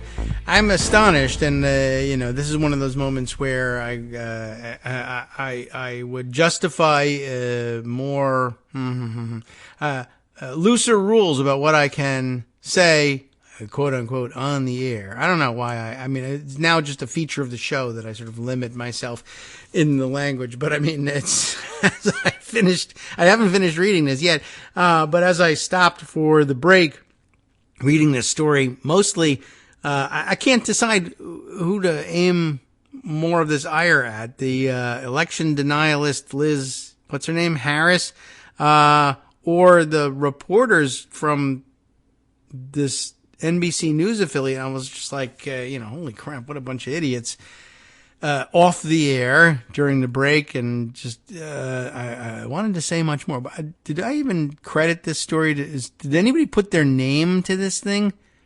No, and good reason too. Just author 12 News. So maybe this is being written by a machine or something, but wow, is it crap? Holy mackerel. Anyway, I don't know which came first here. What's the chicken and the egg? Is it terrible news reporting? Is it just a news desert in Arizona and therefore everyone's ignorant? Or are Arizonans perfectly fine and like 12 News is the lone idiot in this whole thing? I have no idea. I mean, not the lone idiot. There's Liz Harris too. But wow, just, by the way, did you know you could vote for the candidate of your choice in every race in Arizona? It's this new thing that they've got called voting the effing way you want to. I mean, what? Anyway, so Liz Harris and her history of an election denialism began having lost an election, I guess, after losing to incumbents Jennifer Pollock and Jeff Wenninger. Did she run as an independent, perhaps, in the 2020 general election? Harris began this grassroots canvass report, which is probably not a report at all. It's a blog where she complains about stuff and says I totally should have won, maybe. I don't know. The link is to another Channel 12 news story about the report, and God only knows what they're going to have to say about that over there. I don't know if I'll ever get the story right. But maybe it's just crazy from the beginning. Anyway, right. So she began her report to investigate baseless allegations. They get that part right, of voting errors in order to decertify the results in both the state legislature and the presidential elections in 2020. The report falsely claimed to have uncovered some 173,000, quote, lost votes and 96,000, quote, ghost votes, whatever they're supposed to be, in a private door-to-door canvassing effort, supposedly rendering the 2020 election in Maricopa County uncertifiable. That's the big claim of the report. Maricopa County election officials and outside experts said Liz Harris used quasi-science, and probably not even quasi, I would guess, just not science, in her canvass of the 2020 election, and her findings were, quote, inaccurate. Harris's canvassing report initially appeared in the Cyber Ninja's audit draft report, but was later removed from the final version after it was revealed that the DOJ had warned Harris against door knocking. So basically they were like, this is too dumb to include even in the Cyber Ninja's report, which is amazing. Now, embedded here is a tweet which has a whole bunch of crap going on in it. What are we looking at here? Bram Resnick. Who is that? Is this like the NBC person? I don't know. Let me open up a tab and see what's going on here. See if we can figure this out. Who's Bram Resnick? Covers politics and democracy for KPNX 12 News. So I think this might be who's responsible for this reporting, but it's not entirely clear. But it's either that or someone at Channel 12 News who's like a real fan of Bram Resnick and decided we're going to embed his tweet. What is this tweet and when is it from? It is from September of 2021, sort of inexplicably inserted here to maybe show that, yeah, we covered this Liz Harris Cyber Ninjas thing way back when. Bram tweeting at that point, why draft reports matter. Cyber Ninjas made a significant deletion from draft report that the U.S. Department of Justice might want to investigate. This may be a good idea. The draft said Liz Harris's door knocking canvasses of voters were part of election review. The DOJ has warned against door knocking. This is apparently one of two such tweets, and now we can go and I guess we should take a look at the actual tweets themselves to see what number 2 is. But do we even care? I don't know. It's maybe, well, let's see. Read the full conversation on Twitter. Sure. Let's take a look. We just read that part. He goes on to then say, final report, Cyber Ninja's final report posted today deletes Liz Harris and canvassing. I'm sure there's a good explanation for that. And honestly, the explanation that the DOJ warned against door knocking is not really an explanation in its, okay. And as a result, they warned against it. Why? Because it's improper and it could be viewed as voter intimidation and it's not an official effort and it's not scientific. And so therefore you shouldn't rely on it. And so therefore the Cyber Ninjas didn't rely on it and couldn't rely on it. So they took it out of the report. That's an explanation. But all of that is missing unless it's in this extraneous material that is included here. The first tweet the one that's embedded in the article, this terrible, terrible article, why drafts report matter, Cyber Ninjas made a significant deletion, Then he includes a link, he's retweeting, as part of it, a link to one of his earlier tweets from God only knows when. I mean, we could tweet through, but anyway, it says, watching draft report says Cyber Ninjas relied on Liz Harris's, quote, independent canvassers after DOJ warned Senate GOP away from door knocking in specific precincts. Seems this might interest DOJ. Will this graph appear in final report? What Harris did. And then a link to what Harris did. Will this graph appear in a final report? That graph is, we got to open this up and blow it up so we can read it. The report draft, I guess, voter history. The focus of the voter history phase was to validate that those individuals who showed as voted was an accurate representation of who voted. This is their door-to-door canvassing. I really shouldn't be wasting time reading this thing, but the highlighted bits of it are: volunteers we originally brought in to do the data analysis regularly canvassed as part of their own grassroots group. They chose to do canvassing to validate some of our results. We've integrated those results for the completeness of our report. And then down further, a grassroots selection of individuals led by Liz Harris has been canvassing in Maricopa County since late November 2020, just sort of documenting the fact that she's been doing it. And then I guess the rest of the report is, yeah, but she shouldn't have been doing it, and it was dumb and possibly illegal for her to do it, and so therefore we won't include it in even the dumb cyber ninjas report. Okay, we got that. Now back to the current bad Channel 12 report here. Although, let me see. What's the... all right, well, anyway, Harris's statement reads in full. Although I stand to win my legislative district race, it has become obvious that we need to hold a new election immediately. For everybody else, I guess. There are clear signs of foul play from machine malfunctions, chain of custody issues, and just blatant mathematical impossibilities. How can a Republican state treasurer receive more votes than a Republican gubernatorial or Senate candidate? I call on all state legislators to join me in demanding a new election. I will now be withholding my vote on any bills in this session without a new election in protest to what is clearly a potential fraudulent election. So, so she'll abstain from all the votes, and her constituents won't be represented, and they'll want her to resign. And one way she could hold a new election, of course, is you could just resign. Then they'll have to have a special election, at least in your section of town. But anyway, it sounds like she might be saying, although I won, I still demand a new election, and might even mean that they should rerun the election in her district, which,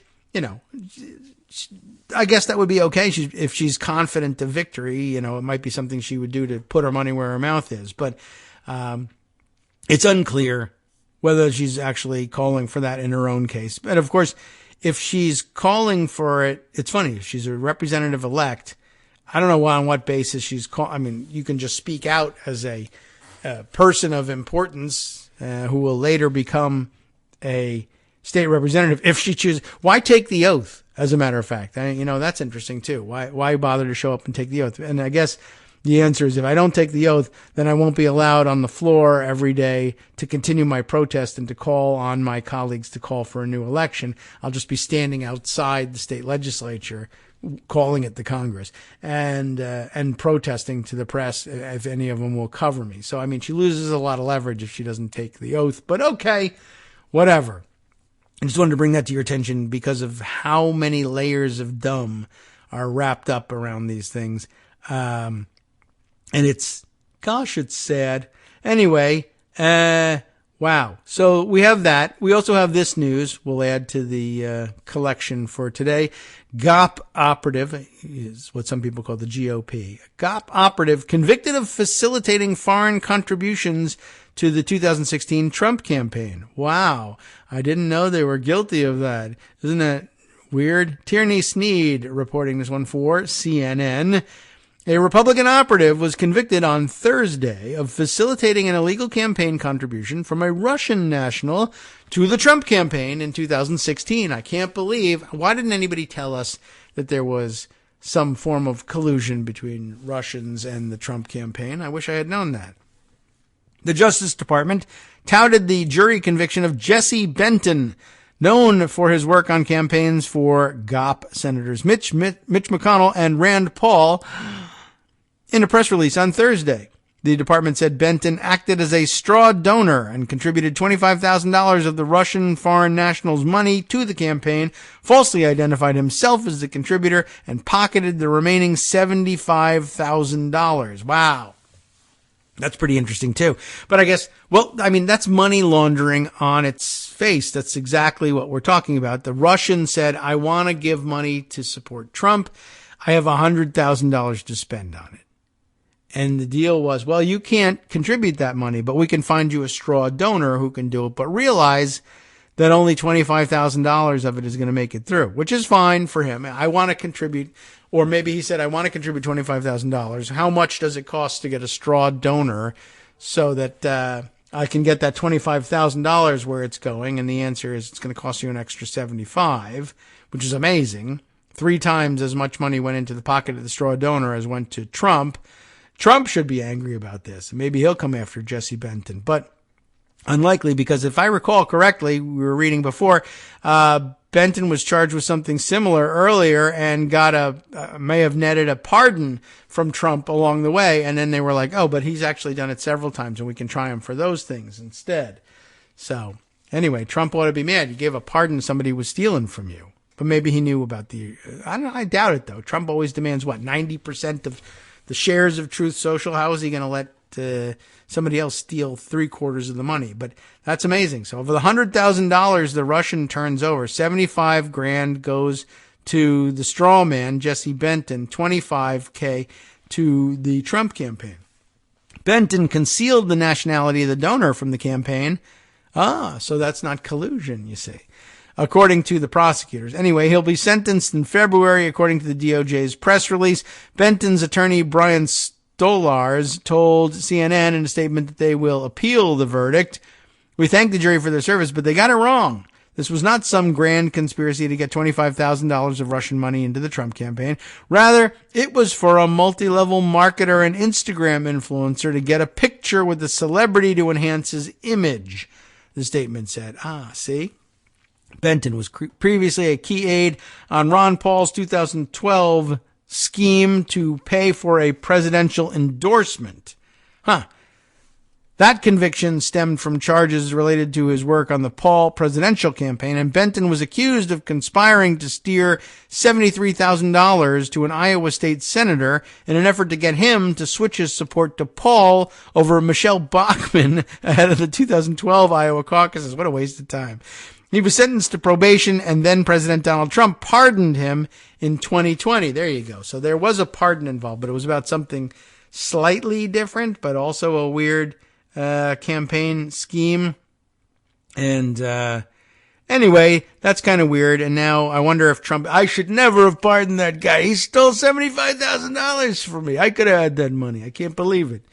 Well, we'll see whether he's upset about that or not. I mean, he's not in any position to pardon him at this point, and maybe never will be in that position again if we're lucky. But that's an interesting excuse, too. This was not some grand conspiracy to get $25,000 of Russian money to a Trump campaign. It was a multi-level marketer and Instagram influencer. Red herring. It doesn't matter what the guy was. But maybe it's more believable that, who would pay $100,000 to get a picture with Donald Trump? Well, somebody who's a multi-level marketer and an Instagram influencer. Why? I can't explain entirely, but I will tell you this. If you tell me that someone wants to do something immensely stupid, like pay $100,000 to get a picture with Trump, right? And I would say, who's going to do, I mean, there are such dumb people, but is he a billionaire so that the money doesn't matter to him? No, not necessarily. Maybe he is. I don't know. Russian oligarch, maybe, for all I know. But if you told me, though, that it was really meaningful amount of money to the person, if you then said, well, they are heavily into multi-level marketing stuff and they're an Instagram influencer, I would say that's the kind of person who would spend this sort of stupid money.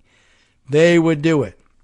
So I don't know whether that's supposed to mean anything to me. Like, as a defense, it's useless. This was not a grand conspiracy to get $25,000 to the Trump campaign, although that's exactly what happened. And it required the cooperation of a middleman who took a gigantic fee to give money to another fraudster. And gosh, as I say it out loud, it does sort of sound like a grand conspiracy, doesn't it? But the thing is, he's not some, cloak and dagger spy. He's just an idiot who's into multi-level marketing and Instagram influencer world. And therefore, come on. Okay. All he wanted was a picture. But how does it come to be? It's not that he approached Donald Trump and said to him, through the middleman, I have this great new idea. You could make a ton of money for yourself or your campaign. Here's what you do. You charge $100,000 to take a picture with you. And then people will donate because they want a picture with you for various reasons. Wow, yeah, you're the first person ever to suggest that. It's not like it was a campaign idea and an active project of the campaign ongoing. I know what we'll do. Here's a way we can raise money. You get a picture with Donald Trump in exchange for an enormous amount of money. It was already set up. And it wasn't a multi-level marketer, an Instagram influencer looking to leverage this ingenious idea of getting a picture with Donald Trump. It was an ongoing program of the campaign in which he participated. It absolutely was a grand conspiracy to get $25,000 of Russian money to the Trump campaign. I mean, it was also a grand conspiracy to get as much money of any kind to the Trump campaign as possible. Trump may be pissed that he didn't get the other 75 grand, but the idea that it's just this guy who wants a picture. Yeah, through the campaign's program of selling pictures with Trump in order to raise money for Trump himself and the campaign. Well, I don't know what you're talking about. But he's a defense lawyer. He's supposed to say that stuff in ways that make, I guess, jurors, it didn't work for this jury, think that there's some value to it. Now he's got an even tougher audience, although sometimes a blatantly political audience. A U.S. Court of Appeals at some point is going to have to listen to this garbage. All right. So I don't know. I just thought that was something to add to the long parade of Trump connected convicts, white collar convicts out there. Let's see. Other things to share with you that might be of some interest. Gosh. Well, let's see. Just a few more minutes here. Why don't I read you this piece from Greg Sargent? This seems like a good way to end it. Something from the end of last week that I think we may have missed in the rush to close out the week of the show. How Marjorie Taylor Greene's, we know her, of course, as Murdery Trader Greene, how her MAGA house will boost Trump. It's not hard to imagine in the abstract, but Greg Sargent puts some good particulars to it and does so in a fashion that might take us just to the end of the show and maybe not that far beyond. Perfect, right? Among Democrats, the conventional reading of the incoming GOP House majority goes like this. Republicans will commence investigations with the care and judiciousness of a toddler throwing spaghetti against the wall. Most won't stick, but if Republicans turn up something to damage Joe Biden's presidency, they will have accomplished their mission, and the entirety of their mission. That is no doubt one GOP goal, but there's a less obvious way that Republicans can wield House probes to political advantage if they can confuse voters, like in Arizona, where they're not sure what Congress actually is, right? And seduce the news media into treating any and all congressional oversight as inevitably politically motivated. They will succeed in a whole different fashion.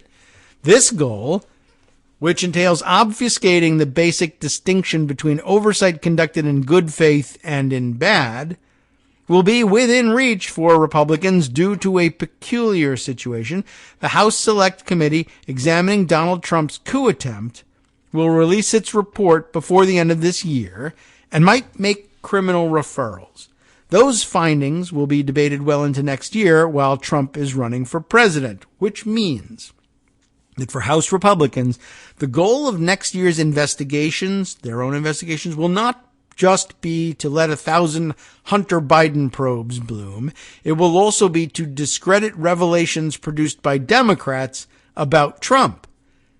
This week, we learned that Murdery Trader Greene won a promise from House Minority Leader Kevin McCarthy, potentially the next speaker, to begin investigations of the Justice Department's treatment of the January 6th defendants. Remember, she thinks they're political prisoners. Other Republicans are vowing investigations of the department too. Congressional oversight of the department serves a critical public function. Normally, we want law enforcement to feel constrained by oversight, which Republicans could theoretically do in good faith in a valuable and revelatory way, but Republicans have signaled something different. Surprise. Greene describes January 6th defendant as political prisoners.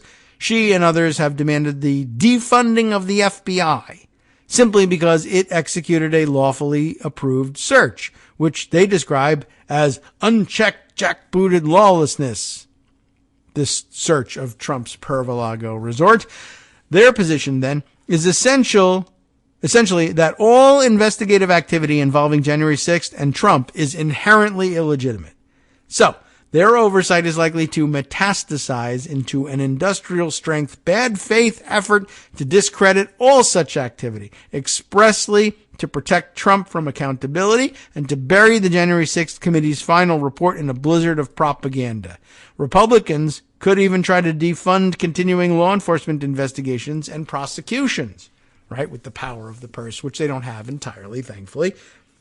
But I guess essentially what he's getting at here is if we produce enough bad investigations and bad reports in bad faith and say dumb things, even so dumb that they're transparently dumb and the American public just gets to the point that they're like, Congress is a bunch of idiots. They might be able to win, quote unquote win, by convincing America that, look at the volume of stupid reports coming from the Republicans.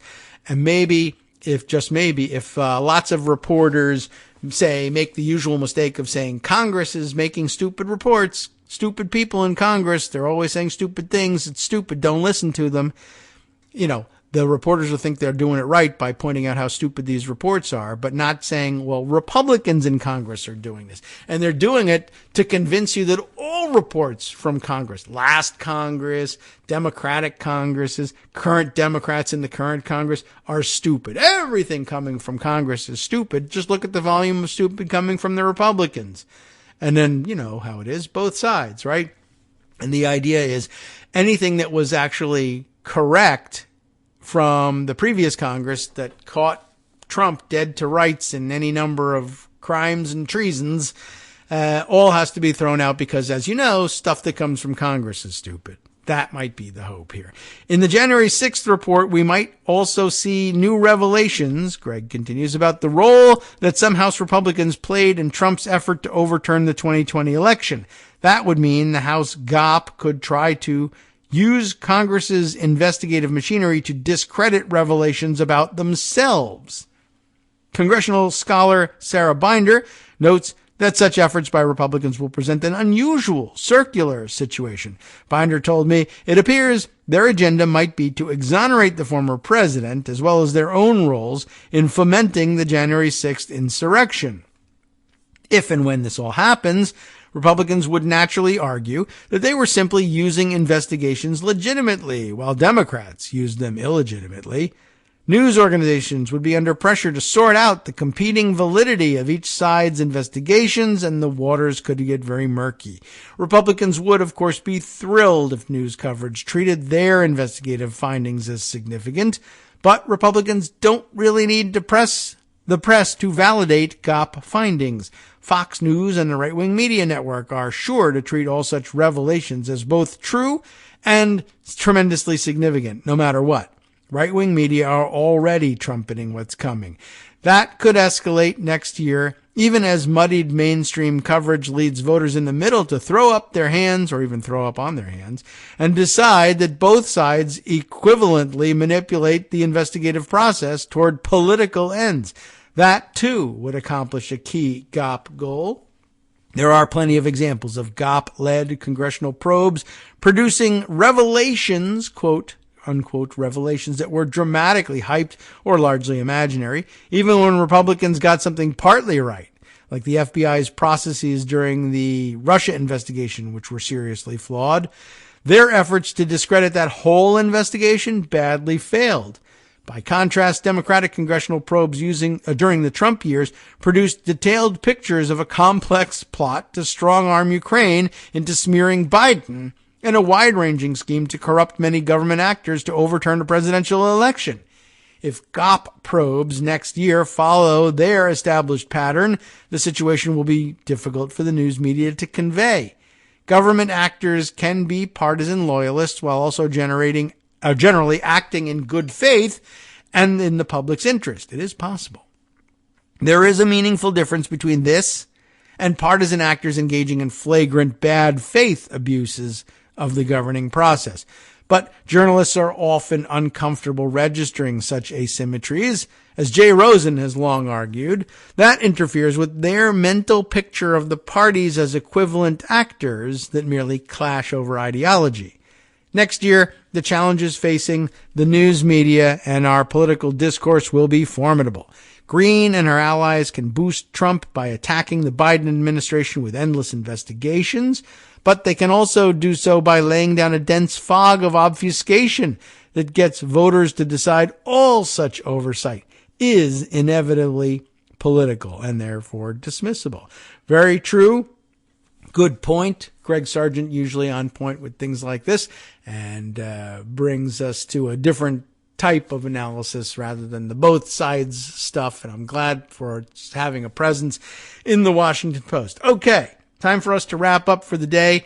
And of course, to realize that we don't really know how the rest of the week is going to break here. But, it's a busy week. It might make some sense for us to try and do some live shows right in the middle of everything. Although, some time off might be nice too. And we'll see whether we can use the quiet that we get, if we get any, during this week to record a little bit just so we can at least have a little something on hand for you Thursday and Friday. Friday, I ordinarily could do a live show. It's not such a bad thing to do one day after Thanksgiving, but plenty going on in and around the household here, so I'm definitely going to be away from the microphone on Friday. But I'll tell you what, who's not going to be away from the microphone at present is Justice Putnam. He's got a West Coast cookbook and speakeasy coming up. Don't know what his plans are for the rest of the week. We'll wing it. We'll get through it. We'll do it live. In the meantime, here's what you can expect today, starting off in the Bistro Cafe. Former CIA Director Leon Panetta noticed something about Trump's response to the DOJ investigation. Be good to check in on that. We got a lot to talk about and catch up on that. Then, on the rest of the menu, despite dangerous pregnancy complications threatening the life of the mother, abortions are still being denied in some states. The FTX bankruptcy filing says it owes more than $3 billion to creditors, and the Club Q shooting follows a year of bomb threats, anti-drag protests, and virulent anti-trans bills stoking the flames. Yes, just as we discussed, more on that coming up next. NetworksRadio.com. You have been listening to Kagro in the Morning with David Waldman. In world news, Brazilian economist Ilan Goldfein, maybe I pronounced that correctly, we'll see, has been selected to lead the region's largest development bank after the previous president was fired for misconduct. And in a historic move, developed nations at the COP27 agreed to help developing countries pay. As we discussed, I knew we would want to cover that. More on this next.